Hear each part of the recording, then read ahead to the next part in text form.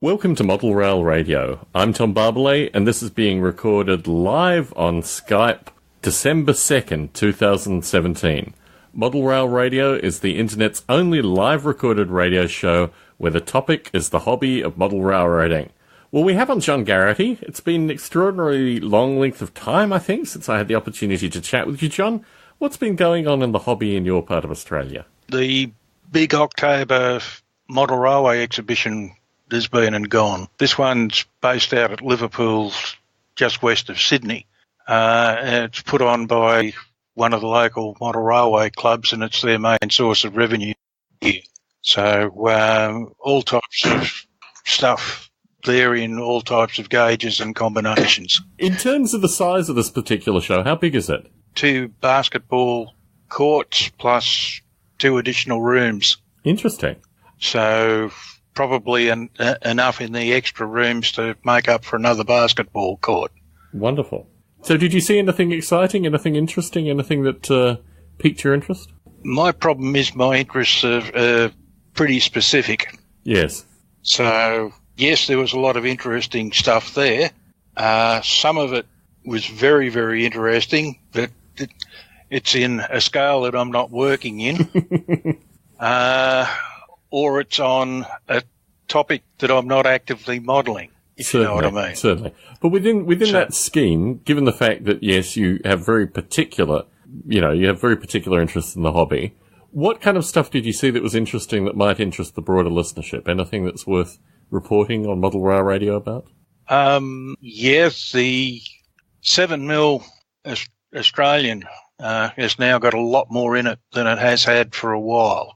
They've got a 59 class New South Wales Government Railways just released. Very nice. So for those who aren't aware of what a New South Wales Government Railway 59 is, they were built by Baldwin Lima Hamilton. They were the export light Mikado in standard gauge. Now, most of the US ones ran with longer tenders. Yes. Unfortunately, New South Wales Government Railways has a lot of 60-foot turntables. So they had to wait for new, shorter tenders to be made before they could be exported after the war. So they arrived out in Australia in the early 50s, just in time for the start of the diesels to arrive. Yes. The other thing that's been out there for probably the last 18 months is an AD60 Garaty in 7mm to the foot.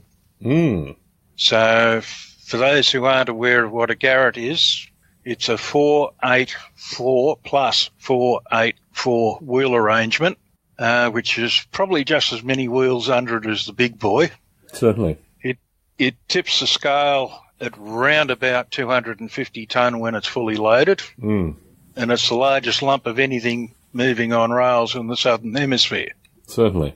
So the arrangement is basically a water tank supported on a front 484 engine unit and a coal bunker and additional water tank supported on another 484 engine unit, and slung between them is a rather big boiler unit. So these things were the big boy of Australian railways. Certainly. There's one still in Canberra as well, isn't there? There was one in Canberra that was still operating. I'm not sure what happened to that one, but yes. Yeah, the Canberra Museum has had some issues. At present, that loco's in storage at New South Wales Rail Heritage at Thirlmere. So it's no longer on the Canberra site. Alas. And it's no longer out actively earning for the Canberra organisation. I actually got to ride behind it when it came to Wollongong shortly before the issues that shut down Canberra. So not sure what's happening there. I haven't been keeping a close eye on on what's been going on. Hopefully Canberra will get up and away. Let's hope. With some limited rail operations based out of Canberra. Yes. So that's the 7 mil. On the HO side, there is still stuff being done in HO for earlier steam that hasn't been done previously. Mm-hmm. So that always tends to surface for the Liverpool show. There's also a lot of modern image diesels being done now in HO. These are equivalent to the GE AC series 4400s and similar, but Australian railway clearances are a lot tighter than US. Certainly. So think of a GE AC 4400 and shoehorn it into something that's at least 3 feet narrower and 4 feet lower. And that's what the local railway loco manufacturers have done. And they're out there, they're earning money, and they're pretty reliable. Certainly. On the EMD side, they've done something similar with some of the latest locomotives now also being available in HO as well. Yes. So they're the equivalent of things like an SD70. Again, it's been kind of hit with a slight shrink ray. The Australian cab arrangement is different than the US. So you won't see things like the safety cab with the nose out the front on an Australian locomotive. Yes. They're built to using a different design philosophy for how the structure works. Certainly. N-scale, it's surprising now just how much N-scale is available for Australian outline stuff. When I got started in N-scale back in the late 70s, early 80s, it was a case of take something from overseas, give it a paint job, close one eye, and yes, it looked like something Australian as it rolled past. Yes. For an example, my 45 class that I did up was basically a very, very cheap and nasty RSD 18, I think it was. It had the corners filled in on the hood. There was, I think, 45-degree corners. They were kind of bulked out to basically a flush end. Mm-hmm. Give it a coat of paint, a set of decals, and hey presto, it turned into a New South Wales 45 class. Yes. Don't put a scale ruler anywhere near it. No.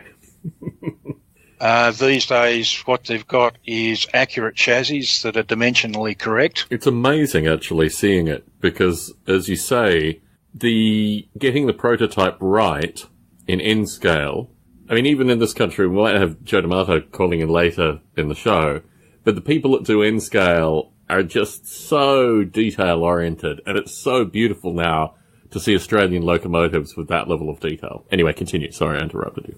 Okay, well, the N scale at present, released by one of the local manufacturers here, is a 280 standard goods unit. So it's a consolidation, English-looking boiler with a big central dome. That certainly. New South Wales locos traditionally had the sandboxes down on the running boards and not up on top of the boilers like US units. Mm-hmm. So this thing has got the big central steam dome, Bell-pair firebox, and an Australian bogie tender out behind it in N scale. It looks very, very impressive. Yes. The same guy who has done that has also done 48 class locomotives in N scale. Now, for those of you who don't know what a 48 class is, it's an Alco, I think it's a DL510 or something. Mm-hmm. It's a short hood with a long, with the loco cab then a long hood. It's got the Alco 255 motor in it with a turbo, and when it loads up, there's enough turbo lag for the thing to look like an active steam loco. Yes. Yes. These things at well, they first came into service in the late 1950s. In the late 2010s going 20s, they're still out there earning money. They're an 060 wheel arrangement, but a very, very short wheel arrangement. So if you think of an Alco four-wheel switcher in US speak, yes, shorten the fuel tank and get an extra set of wheels on each bogie. yes. And all the wheels on the prototype have got traction motors on them, so they're not cheating with dodging the bogie pivot. Yes. These things at about 850 horsepower or 900 horsepower were the maids of all work for around the New South Wales network. They did a similar version for South Australia. They also got down into Tasmania, so basically they're a design of loco that could be modelled almost anywhere in Australia. Even more so now that they've got the standard gauge network right across to Perth. Certainly, yes. I haven't heard any tales of 48s working over in WA, but I wouldn't be surprised if they had. Yes. So they've been a very, very useful loco for a very, very long time, and they're still out there. There were three different versions of them that were built. The firm that made them is no longer in existence. But the spare parts are still readily available. Whereas New South Wales had 200 and something of them. Certainly South Australia had a significant fleet of them as well. There were some private outfits that also had them. The Silverton Tramway had a fleet of about 5 of them. So, again, this whole loco is probably about 3 inches long at best. It gives you a size of how small this loco is. Gosh. Fully detailed, handrails, you name it. It's all there. So if anyone wants to look up what a 48 is, dial up the Badger Bits, the Badger Bits website. Yes. It's run by a bloke by the name of Phil Badger, who has built in the past. Remember those Garats I was talking about? Yes, yes. In N scale. Yes. If you think about getting a 484 plus 484 mechanism that will run reliably on N scale. Amazing. And then having a detailed body on top of it, this guy is about as good as they get. Yes, yes. Yeah, for the longest time, Shapeways had N-scale Garretts. But again, the underlying mechs that you had to use were, I can't remember, but yeah, you'd have to use Kato or something like that with some reliability. So to get that all working together, amazing. Yeah, a lot of the mechs came out of Japan. They were either Tomix, Micro Ace, Kato or similar. Certainly, yes. I will admit, any of those Japanese brands makes a very, very reliable mech. Without question. And the actual Japanese models are up there with the best as well. Certainly. There was the usual big Lego type layout. Yes. For those who have never heard of an underground model being modelled, yes, there was a model of Museum Station on the Sydney Underground network. Wonderful. So it works as though one side of the tunnel's been opened up. Mm-hmm.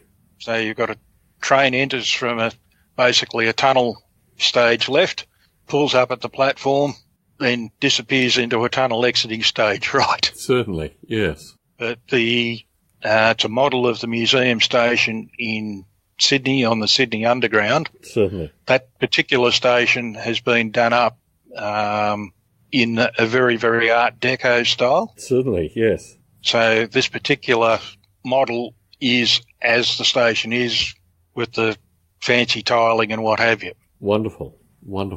That was one. There was a very, very interesting LGB size logging layout that was there as well. It was very, very detailed. Wonderful. They're the kind of on outside there was also a big rails in the garden type layout running on an elevated layout. Wonderful. Live steam radio control. It was basically, I think, it was either 2 or 4 ovals with some loops off it where they could kind of, as things ran out of puff, they'd be gradually fed into the siding before they Before they died, yes. Or given a gentle nudge home. Very good. Very good. So there is a surprising amount of interest in that area coming into some of the model engineering societies. There are at least 3 layouts I know reasonably close to me where the model engineering clubs have put in 32 and 45 mil gauge tracks. Wonderful. Wonderful. So that's led to a rise in interest of things like radio-controlled live steam running on 45 mil tracks. I think it's the kind of aspect of the hobby, particularly because as people get older, obviously, they have more income, but they're also looking for larger scales. And it's one of these things where there was a definite dip in that aspect of the hobby. And I think certainly slowly but surely, and obviously we've got folks in the UK that call in on a periodic basis that are in amongst that stuff as well. But the aesthetic and also the smell, for want of a better term, the whole aspect of that is just such a beautiful part of the hobby. I was in a train store in Pennsylvania on my road trip, and they had a variety of different smokes that you could add to electric locomotives in a larger scale. But it was interesting, the different grades of coal and the other things that you could actually flavour drop the smokes into these locomotives. It sounds wonderful, John Garaty. I'm very mindful of this because I'm heading back to Australia. My cousin is getting married in Adelaide in March. So I'll be back in Sydney at least for at least a couple of days on either parts of the legs, because I'm also going to Auckland as well. So I'll certainly get in contact with you and the professor and see if we can have one of our days together in my trip, because certainly it's always good catching up with you, and it's always good catching up with the professor. I haven't heard from him recently. I hope his general move has calmed down a little bit. Do you have any update from the professor that you can give? It's still in progress, but it's almost done. Wonderful, wonderful. They're in their house now, so all the hard industrial remodelling has been done. Wonderful. So they're still detailing stuff that they're finishing up. So he's still got a bit of work in front of him, but Annie's family and his family are both arriving for Christmas dinners. So very good. So there is a hard deadline. Most definitely. Well, please pass on my regards to the professor, and hopefully I'll be able to catch up with you both in March. I'm certainly, because I'm spending time in South Australia, spending time with Jim Gifford and his crew as well. But it'd be wonderful to catch up with you and the professor. And I don't know, Manly tends to be the easiest way to do these things. But we'll see how we're placed. I know my wife has a bunch of stuff that she wants to do, so it's always good to have a model rail radio day thrown in there so I can catch up with you folk. But please pass my regards to the professor, and for you and for yours, happy Christmas, and have a great new year if we don't have a chance to chat before then. Okay, thanks, Tom.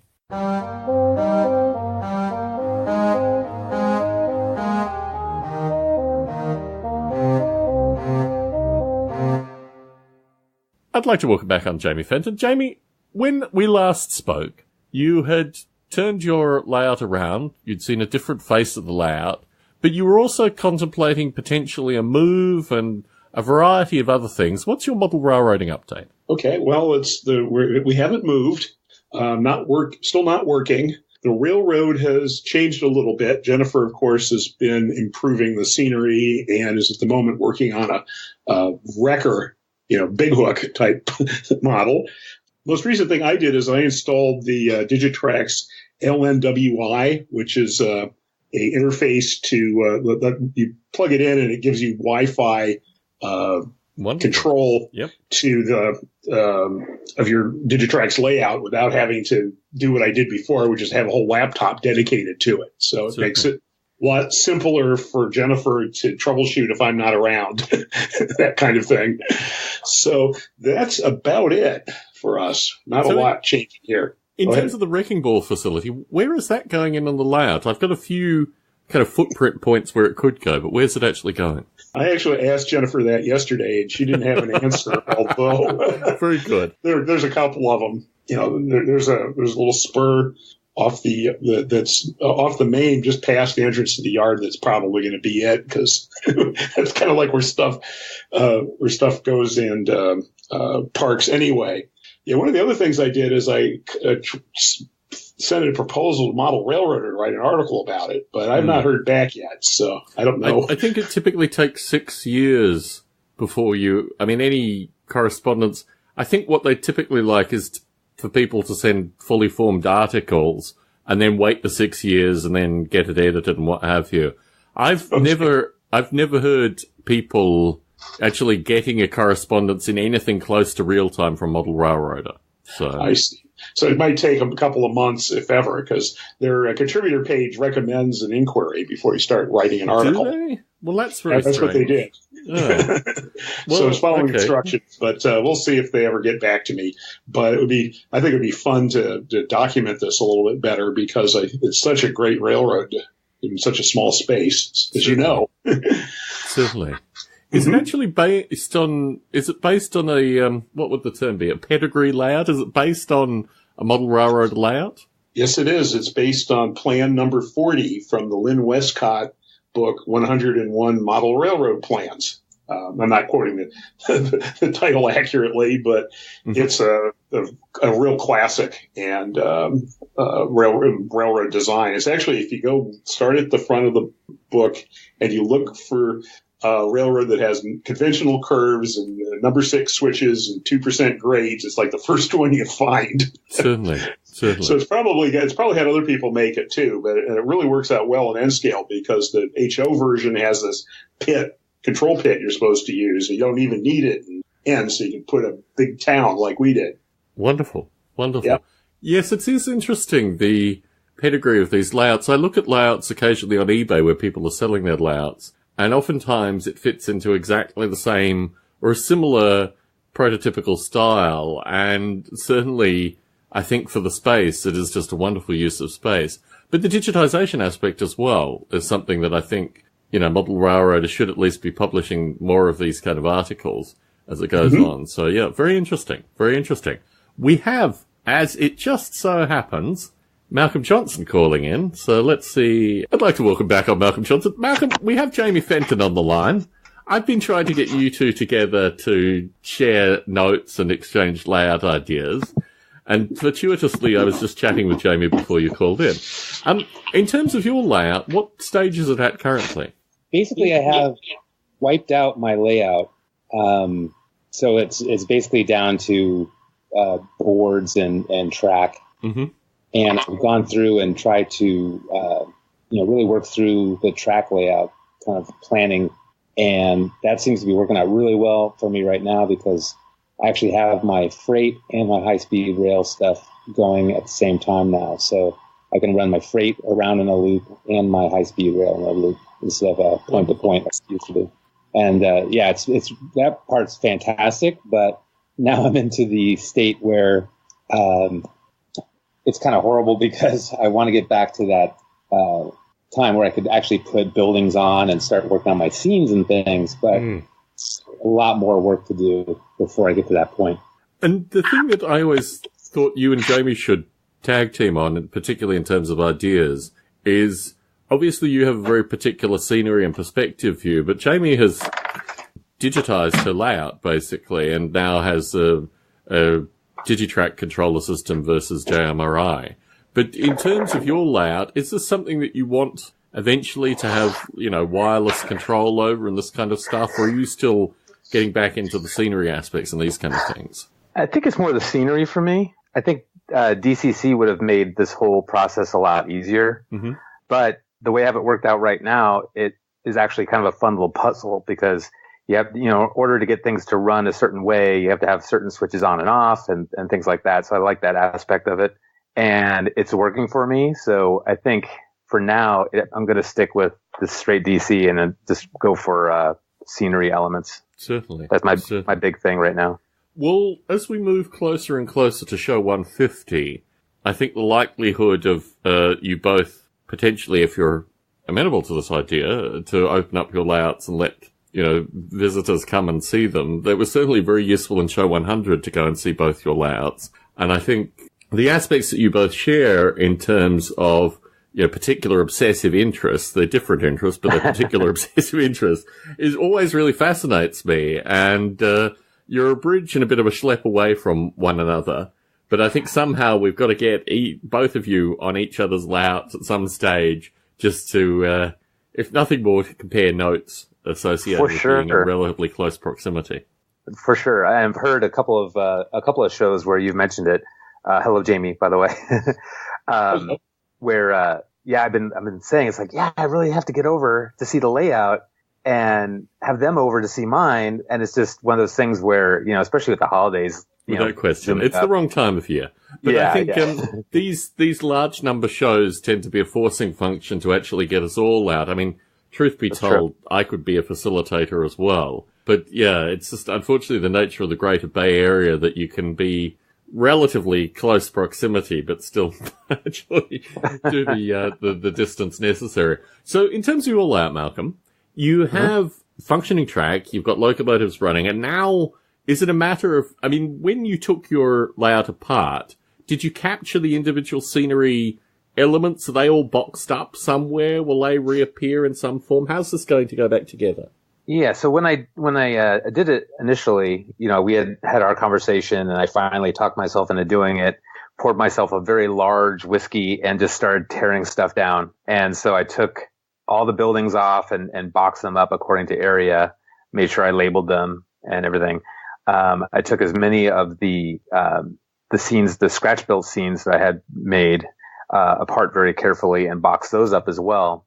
And then everything else just kind of went. Large groups of scenery, bushes and things of that nature just kind of came off. So I do have those elements. They're all ready to go back on. The interesting part now is that with the additional track that I put on and additional kind of planning that I've done, I'm not 100% sure they're all going to make it back on. But I know that we've had a discussion where I really wanted to get that kind of crowded look to the area, a little more dense kind of look.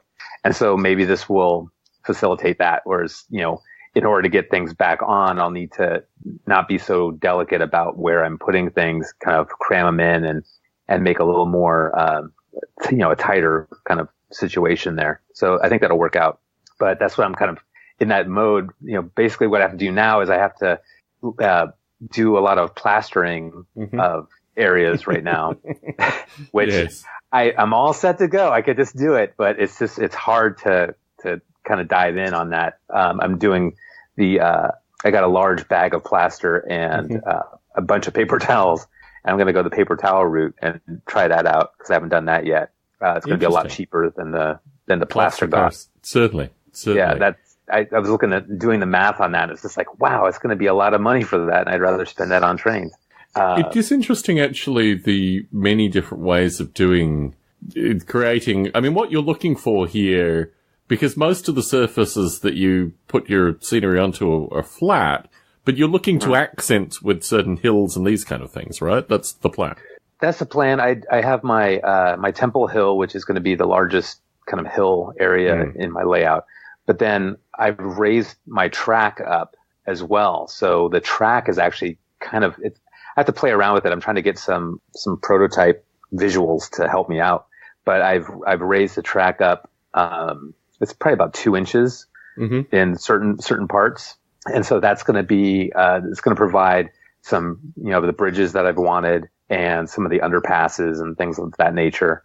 But it's one of those things where it's going to be a lot of plastering to get that to work correctly. And I'm going to start with Temple Hill because that's, once I get that in place, I can kind of start, scenicking that, as it goes. And then I'll go and just take sections of track off and plaster those. But I wanted to make sure that everything was working the way I wanted it to before I dove in on that.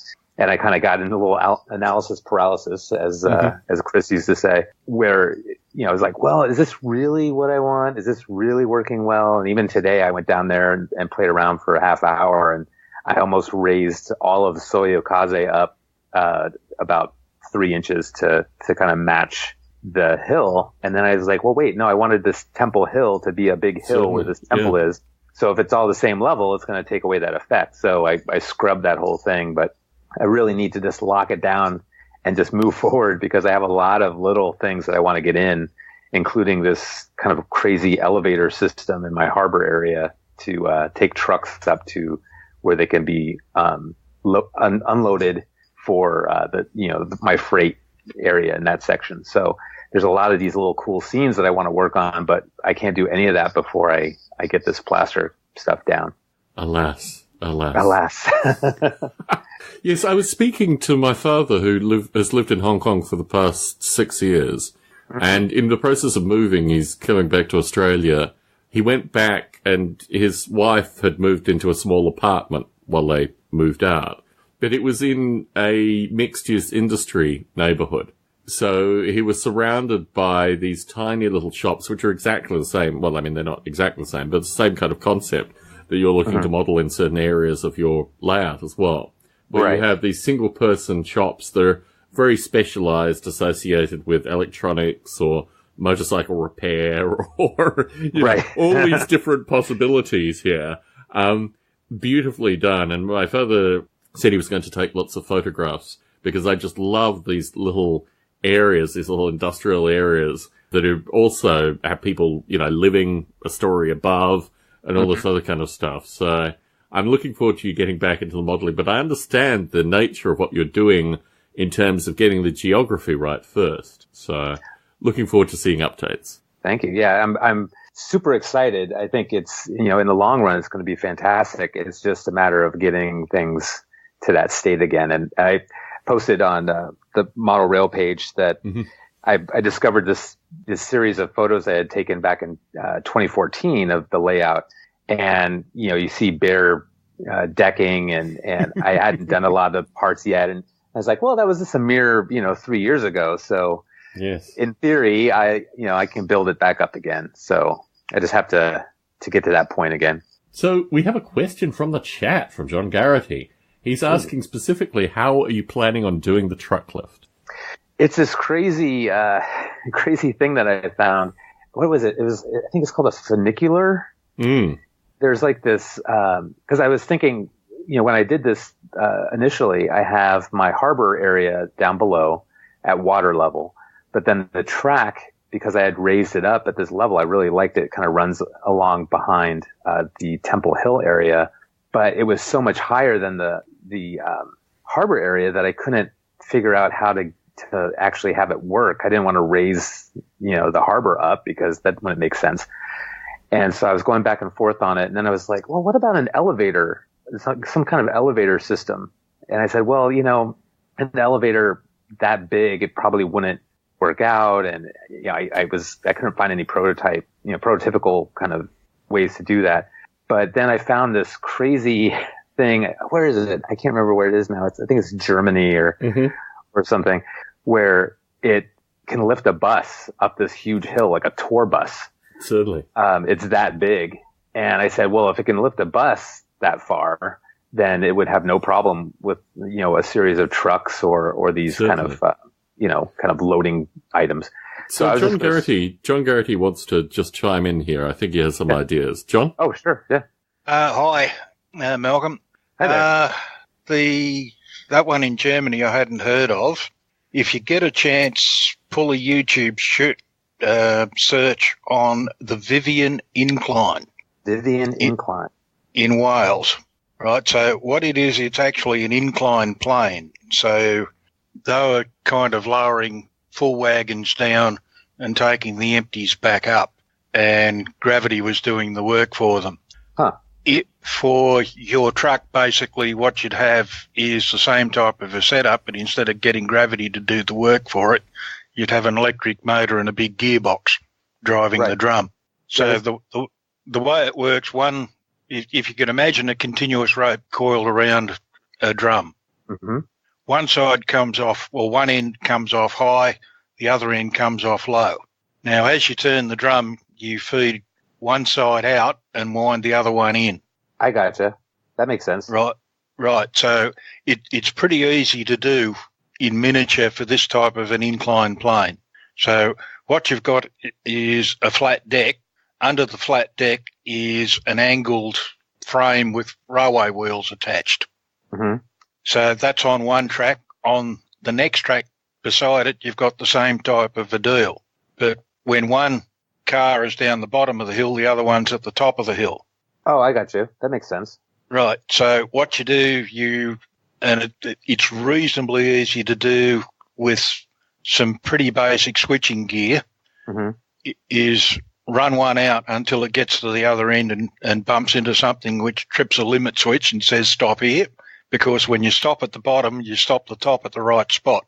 Ah, huh. Yeah, I wasn't even thinking about having this actually work. Hey, why not? I know, but yeah, now that you're saying that, it's like, well, that could be interesting. Be a fun little thing. The thing you can't do is get the cars on and off for you. Right. Huh. And having seen what they're up to in radio control HO these days, well, there or you go. a fella system where the road actually stops on the deck of the wagon. Huh. Oh, I see. Huh. So it might be possible to have this thing actually work with working vehicles. That would be a lot of fun. Now that's a tall ask, but right. There's a fair bit of research to get that one to work. Yeah, but no doubt. To swap the inclined plane wagons from one end of the layout to the other is pretty basic. Mm-hmm. I think what I'd probably do is I'd start out with a more static thing. Yep. And then, have that as one of my projects in planning kind of thing. Whereas like when I get everything kind of going, then I can revisit it and get something like a working model going. I think that would be awesome. Okay. Well, all you need basically is if you have a look at the Vivian incline, have a look at how those cars are put together. You'll see it as it comes off. Now, the way it works is at the bottom, when the car with the flat deck arrives, it actually sinks into a pit, which allows the flat deck to be surfaced level with the roll-off surface. Oh yeah, I see. Huh. Right. At the top end, when you arrive, the level of the deck matches up with the level of the roll-off surface up there. Interesting. So what you've got is basically an inclined set or two sets of tracks. Now, the beauty of the two sets of tracks is you can move twice the amount of traffic. Right, yeah, that's true. Because you get to load each track each way. That's a pretty nifty little setup. I like that. Thought you'd be impressed. Yeah. And if you space the tracks out a little bit so that you've got room for a vehicle to come off, you feed them on one way onto the deck and you drive them out the middle of the deck at the top. Huh. So you load from the sides at each end and you drive out down the middle. Right. I have to say, this is much more interesting than I mean, I like the thing that I had found as well, but as far as an actual working kind of system, this makes a lot of sense and it would be kind of fun to do. And there's some easy ways to get the ropes to behave themselves as well. So if you get a piece of machine bar with a thread cut in it, you can pick them up from the local hardware stores at various threads. If you get a very, very fine thread, as you rotate the drum or this machine thread, it actually organises the rope to come onto the thread as it feeds out the other way. Right. Yeah, it's such a small space that I'm dealing with. I don't think that would be a huge problem, but right. Huh. So how big a lift are you planning? It's small. It's like, as far as, are you talking about as far as the vertical height and horizontal sideways? Oh, geez, it's only. I wish I was down there right now. I'm upstairs right now, but no worries. It's probably it's only 2 inches and it's N scale, so it's really not that big an area. Okay, so using a couple of pieces of set track, you can lay your foundations very, very accurately for where the inclined plane vehicles run on. Mm-hmm. And you can if you use standard N-scale track for that, you can use standard N-scale wagon chassis as the basis for what's doing the rolling. Right. Huh. That would be pretty neat. There you go. It's a whole it's a whole nother thing, but I kind of dig it. I think that would be very cool. Okay. Huh. Again, no urgency, and we expect to hear back from you next call. Next month. On that note, now I've created enough havoc. I'm going back to look. That's Very another, good, John Garaty. Very cool. 4 months of a project there. Yeah. That's great, though. That's very cool. John Garaty's good for that. He's good for creating additional work. Well known for this particular phenomena. Right. So, Malcolm, as we have some leisurely time to wrap, I wanted to talk a little bit about the road trip that I just undertook and the amazing diversity of landscapes. And I was talking to Ron Kleiss. I actually met Ron Kleiss in New Jersey. And I was chatting with him about how the mobile home, the actual individual single-wide mobile home, is the definitive piece of structure over a majority of the US. Uh-huh. Everywhere we went was just scattered with these mobile homes. Sometimes mobile, sometimes long since mobile, but certainly every possible train track and every possible, mountain range and these kind of things, you'd come into valleys and there would just be 1, 2, 4, 6, 8 of these things scattered along the sides of the train tracks. And in various degrees of disrepair, various degrees of mold, stippling, and various other things to be prototypical. But I ended up at Nicholas Smith Trains, just outside of Philadelphia and just outside Westchester, in fact, Pennsylvania. And I realized that there were very few of these mobile homes available in both HO and O scale. And Ron, as many in the hobby have done, is considering buying a laser cutter. And I said, if you were going to do any kind of structure, I would use it as well for wargaming as well. I have a friend actually in Pittsburgh has a wargaming set of rules based on mobile homes and also containers. So I thought, well, this is an interesting, missing part of the hobby that actually, if you're modeling contemporary stuff, and I think probably even back into the 70s, certainly my love of period movies set in the 70s in various parts of the US seem to have an unexhaustible supply of mobile homes in them as well. But actually what you find is, let's take Wyoming, for example. Through Wyoming, all the towns that you encounter a majority of them are mobile homes that are just kind of set up in various configurations.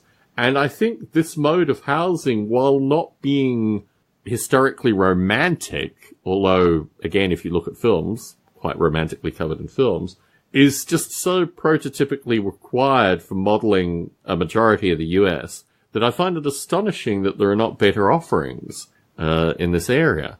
And I think when you think of contemporary, modelers, particularly high-detailed contemporary modelers, there seems to be something that's actually missing. However, let's talk about some other aspects of the trip other than the mobile home part of it. Amazing to finally see West Virginia. West Virginia and Kentucky, but mainly West Virginia for me, was just so completely eye-opening. The aesthetic, the smell, the colours of the leaves, and we were told by all the locals that we were a week too late, and most of the leaves had shed by this point. But we're planning an East Coast Odyssey next year, and some of that will no doubt be touching on some of these areas. But it was just an amazing road trip. The change of scenery, I've done it a few times via Amtrak, but to do it on the road and also to just really appreciate a phenomenon that I encountered, which I'll put out there, particularly to our US listeners. The geographical distinctions between the states is very pronounced, and we found moving between states that they looked very different. And then they were the same for the length of the state, and then they changed again at the boundaries of the states. So I started to wonder if the boundaries of the states and the geographic changes, if you look at, for example, Utah into Wyoming, Utah is completely different than Wyoming. And then Utah into Nevada, again, completely different to Nevada. The actual scenery seems to, within 30 minutes either side of the border changes distinctly. And this was something that I found really fascinating because you don't really get a sense of that. You get a sense of transitions and these kind of things, but there seem to be really quite distinct boundaries in terms of the kinds of foliage and also the mountains and these kind of things. So there's this flat land. And, it was really very fascinating in terms of just, I guess, reconnecting myself with this thing associated with scenery, which is just so critically important in the hobby, particularly for, folks that are, modeling, various rural areas and these kind of things. And I had prepared myself for West Virginia a little bit, but nothing really prepared me for actually being there. And it's an area that I think the rail history of this area is in West Virginia changes north, south, east, west. We didn't get to Virginia this trip. We did get into New Jersey, or I did at least, and we did do some state hopping on the East Coast a little bit. But also, my wife has a great love for Kansas. I quite enjoy Kansas as well. We went to Des Moines, Iowa, and I'm really kicking myself that I didn't look up Jason Reese going through Des Moines, because it is such an interesting city in the middle of, Iowa. And it caught me by surprise. This is really a very mature and functioning and developed and well thought out city in an area where, you can go for hours and you don't see it, you go through hours in the cornfields, basically. So, it was a wonderful trip, and it reconnected me with the countryside. It reconnected me with a lot of people. It was vastly too fast. I mean, the nature of crossing the country in 7 days, crossing the country back in 7 days was really very extreme. But we got to see so much different countryside. And on the way back, my mother-in-law came with us. My wife's family has connections to Iowa and Pennsylvania. So we touched on some kind of family history, both in Pennsylvania and going through rural Iowa as well, which was very nice. That's great. Yeah, I was following your photos. It was interesting to see, from, like these kind of vast areas of flat to, where there's more kind of dense population, and then the snow coming up. And it was fun to kind of follow your progress there. Unfortunately, because I was doing most of the photography live, the quality of the images were considerably less as posted than existed on my phone. So it was interesting actually comparing and contrasting what was posted, and certainly people had commented that some of the scenes were particularly grainy. Well, they also, unfortunately, were the scenes with the limited cellular data network access as well. So there was a strange contrast in that. But yes, it reinvigorated me. I loved it when I used to travel by train, because I would, the Bay Area is a very particular thing, as you well know. But when you get out of the Bay Area, you get to see completely different, people, completely different. It's a different experience, really. And, we had a wonderful time. We were completely exhausted by the time we got back, as anticipated. Right. We did, because we were snowed in Wyoming, we had to make up a day and a half. Well, we basically did 2 days and a day at the end, to get back in reasonable time. It was funny because the traffic was really pretty exceptional all the way through the trip. There really wasn't that much bad traffic until we got back to the Bay Area. Of course, yeah, densely populated Bay Area. Like Philadelphia, these areas, not so bad on the traffic. I mean, they have their own thing. It's the kind of eccentric, but not so bad on the traffic. And the 2-lane freeways that traverse this country the standardization associated with these things, you really start to appreciate. And it really is, it was an interesting experience, and one that I think is going to take, many, many months to decompress from. But certainly meeting Ron Kleiss as well was a real luxury. I mean, Ron and I have been in correspondence. Obviously, his family are regularly decked out in model rail radio gear. It was wonderful to actually meet Ron on location and to wander around a show with him and have a chat. And, I'm interested in seeing what he does with the laser, because I think certainly we talked a lot. Obviously, Jimmy Simmons' work in this area is trailblazing, associated with getting lasers and then doing the brickwork and the cobblestones and all this kind of stuff. But I think now increasingly, and I commented actually, I'm across from some wargame scenery that was laser cut and flat packed in Poland. Just amazingly detailed stuff. I spent an evening online looking for particular urban wargame terrain, and that's being done in Poland. It's amazing that there's no indigenous stuff being done here of a similar quality. Although slowly but surely, I think these things are coming together. But yeah, I'm really interested in seeing what Ron does with laser. In fact, I think the use of lasers in this hobby completely changes the possibilities associated with the kinds of prototypes that people model and these kind of things. And certainly in this trip, I do appreciate the historical legacy of various prototypes in this country, but there's just so much nice countryside to model that, yeah, always really interested. And now, having ticked off a few more states, having been through a few more, cities and these kind of things, I'm feeling, I don't know, it's difficult to explain, particularly associated with the breadth of guests that we have calling into Model Rail Radio. But now I have a very intimate sense of, what Charleston, West Virginia is like, and, all these kind of cities now, Des Moines, all these cities that I've been to. I can, in my mind's eye, have a sense of them. One thing I wanted to say. So the NMRA National is going to be held in Kansas City in maybe next year or maybe the year after. Kansas City is an amazing, it's a hub of railroading. Huh. And Joe's Barbecue, I've got to say, Joe's Kansas City Barbecue, absolutely, utterly, unbelievably delicious.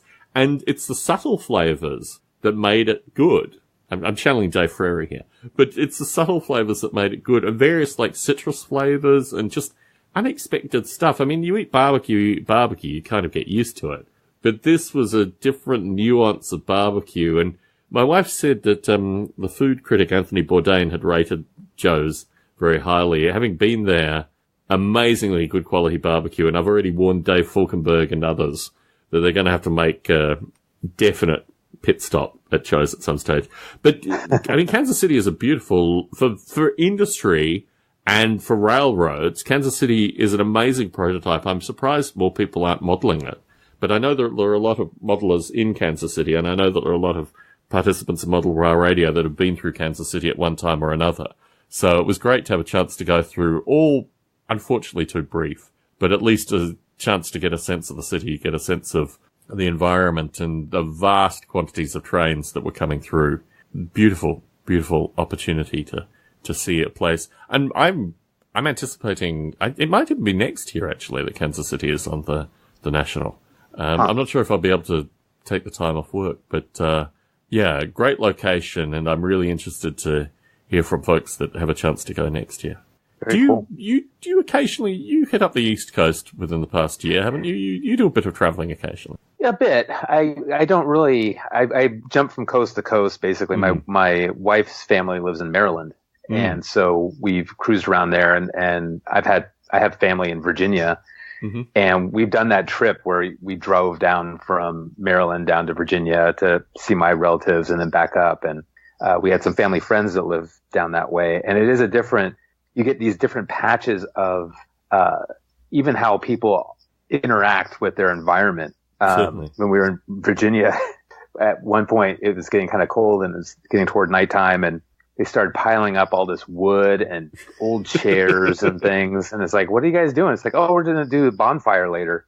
And it's like, a bonfire? And it says, yeah. And so they dump it with some kind of, like gasoline or something. And they just lit this whole pile of wood on fire. Yes. And it was a huge fire. It was beautiful, but you would never even consider doing that in this area, No way. So yeah, there's multiple opportunities for different kinds of scenes and things depending on where you are in the U.S. And I've noticed that in my travelings via the magic of Google in Japan as well, where I'm thinking these still densely populated kind of mixes of wood homes and modern homes and things of that nature.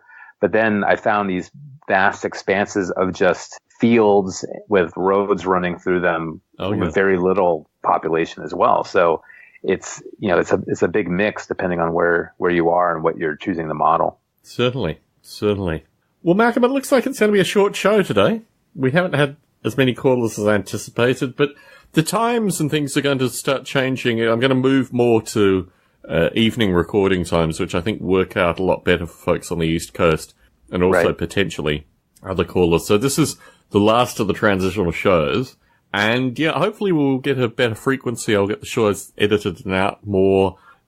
Work seems to be a little bit civilized, so we'll see how it puts itself together. But obviously next year, it looks like we'll be hitting show 150 quite comfortably.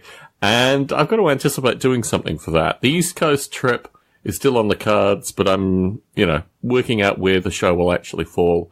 And certainly doing it in this part of the world is perfectly fine too. I think, I'll send my wife to a spa for 3 or 4 days and keep her out of the mix this time. She won't have to deal with the wide variety of strange gentlemen coming through and these kind of things. So yeah, I'm sure there's ways that we can make it slightly more civilized. And yeah, it's always interesting, these big number shows, because a lot of Model Rail Radio is just editing, and obviously things like the Facebook page just maintain themselves now. I mean, it's amazing the community that's gathered together.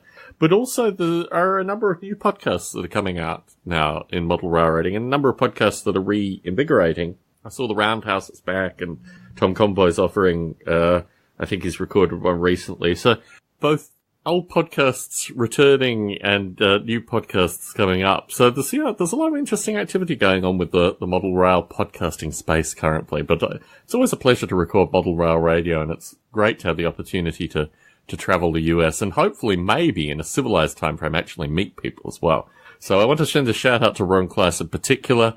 It was great to meet him on location, and thanks to the folks for calling in today as well. John Garaty is always a wealth of information. It's funny, when John came on the call, he said, I don't think I've got a lot to talk about this recording. And I thought, that clearly is not going to be the case. Let's get the information out of it. Subtle. Anyway, a short show for folks. And Malcolm, you wanted to say something, or? Oh, yeah, I was just going to say, I actually have a gift for you that I made. Just a little diorama piece. And at some point, we have to coordinate so I can drive down there and get it to you. I've got your coffee mug as well that we've had for... I forgot about that thing. Speaking of show 100, yeah, the coffee mug, I'm hoping it's still there, actually. Every time I do the dishes and I put the cups up, I always look at Malcolm's coffee mug and think, we will have to get this back to him at some stage. Yeah, we definitely need to work that out, Malcolm. So maybe we'll meet somewhere equidistant, or have you been to the new Netflix campus? No, I haven't. Well, that might be something to do then. If you can get down here at a time frame, I'm more than happy to give you a tour. I mean, you are a Netflix celebrity after all. So. Oh, yeah, I am. Yeah. Anyway, thanks to the folks for calling in today, and thanks to the folks for listening in. Good afternoon. Take care, Tom. Bye, Tom.